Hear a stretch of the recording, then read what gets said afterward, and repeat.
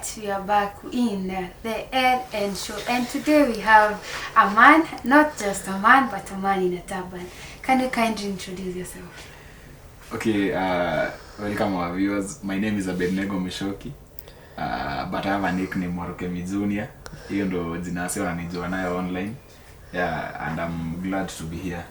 Today we'll be having Warukemi Junior, and he's not just a man, but a man in a turban. My name is Ruth, as you know. So the first question we'll be asking Abednego is about the turban itself. What does this turban you wear every day, as it's usually clean and neat, represent? My turban represents the Akorinol culture, which for now I think we have around 100 and something years. Because it began late those years, I think 1900. So we have around 126 years since our culture began, of the Akorino culture. Yeah, so I represent my culture at the Akorino culture. So there are some things that are said, and I want you to ascertain them if they are true. That the Akorino culture has a lot of things that a lot of people are not supposed to do them. Or let me say it by, you found yourself with a turban and you never wanted it in your life. But there are some limitation that you are limited because you have a turban. Is it true in that you can't go to hospital or such kind of things? And maybe you can't do some things because of some limitation because of your culture. What I'll say is that the first thing, what I always say, and I'm hoping this message will reach to our parents. What I usually say is that, let me say I was born with it. That is an example of me. True, I was born with it, and I found myself having it. And thanks to my parents, because when I reached the age that I can make decision on my own, they asked me, will you continue with it or you have to remove it? And I was like, me, I'm okay with it. Why should I? Let me just continue the life that I know as a Mokorino. And that's how I continued having it. So about the limitations are many, because you have to respect the culture, because you can't do what other people are doing, because you need to represent your culture well.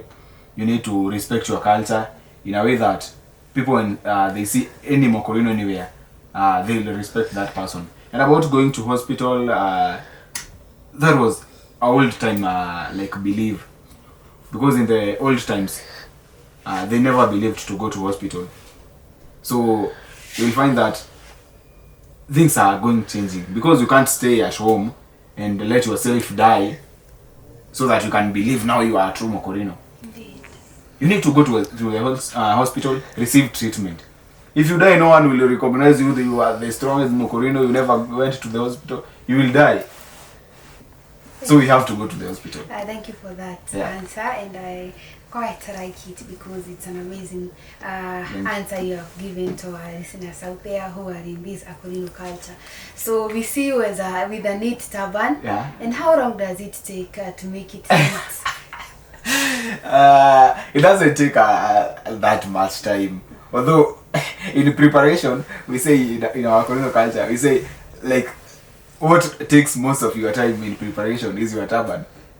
Because you'll be on the mirror and you'll be like, no, hii turban itakaa poa. Unaifunga, unaona hii style si vile nafunganga, unafunga tena. But it doesn't take a lot of time. Like ukienda kwa kioo 2 minutes, 3 minutes umemaliza. But you must ensure umetoka hapo hivyo ikiwa very neat. And one thing for sure I would like to say is that you men in turban really look amazing. Thank you. And actually it brings the sense of you people are very clean. And you look very neat, even to the ladies out there. So to the next question, what is this misunderstanding people have because of your turban? And what are the things people misunderstood you for because you have a turban?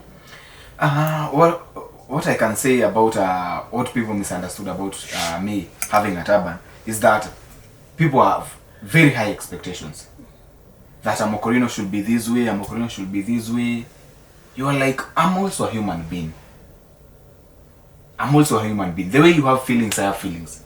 So you'll find that a Mokorino, akikatia dem pale hivyo. You'll find that person, people will be like, where? Mokorino akatia dem, you'll be like, Kwani sifai? I'm also a human being. You see? Unaona Mokorino ati ako swimming pool, people are like, hey, how? You see? So si rahisi by the kukaa nayo because people judge a lot. People judge a lot according to what you do, how you dress. You see? But that's why I said there are some things you must do to respect the culture, because like the dressing code.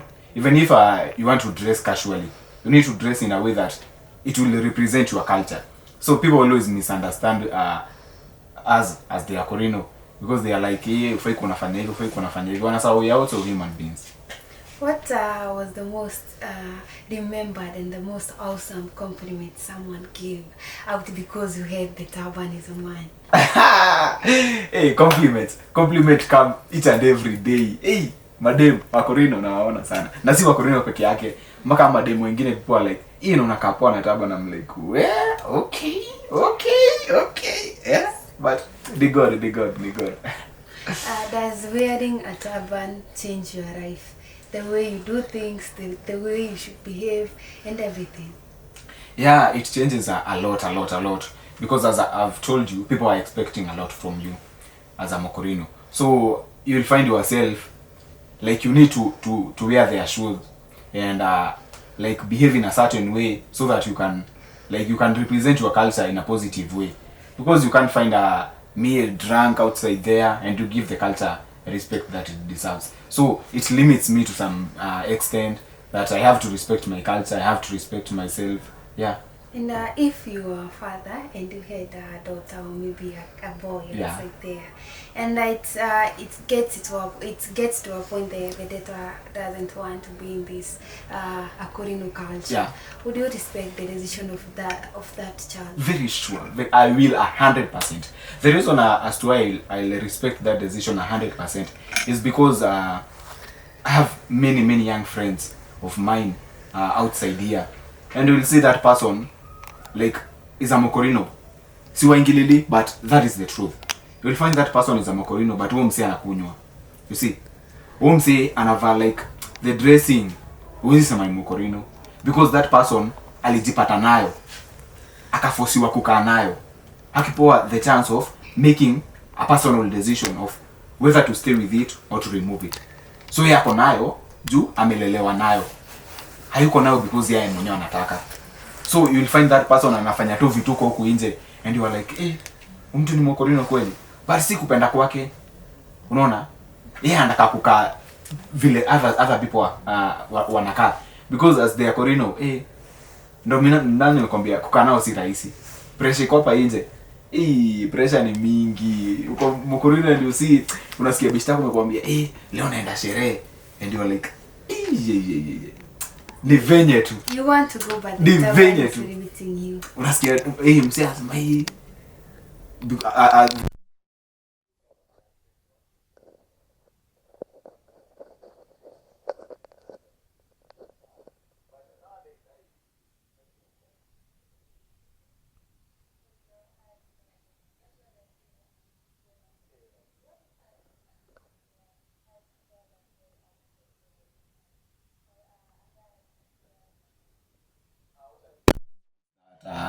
guys, let us make our culture be respected with whatever we are doing. Ni sawa, we are human beings na sikatai, but let us make other people respect our culture. Tusifanye wase wako like our respect the culture, like wanaona tu ni kawaida mtu kuwa Mokorino, wanaona mtu ni kawaida Mokorino kufanya kitu fulani hivi. Let us make our culture be respected. Yeah. Today that was our today's topic. As we have started the Akorino culture, we'll be having Abednego as we move from one step to the other. So Abednego, yes, I would like you to appreciate your dad or your mom outside there who made you to wear that turban and brought you up in this amazing Akorino culture. Okay, to my dad and to my mom, by the way guys, very soon, not that far, I'll give you my story. I have two families, guys. I have two families. So I'll appreciate my dad and my mom from both families for making me the person who I am. So when you wanasema anataka kujua story yangu, you will know my true story. you'll know the story about Warukemi Jr. and you'll know the story about Abednego. Thank you so much. So if you want to know the story, just stick with us. We'll be having Abednego to describe the Akorino culture and the personal life. Yeah. He wants to describe it to us. I'm yours, Ruth Mushero, and this was the RN Show. Tune in the next session. Bye bye. Gai wako wamenya,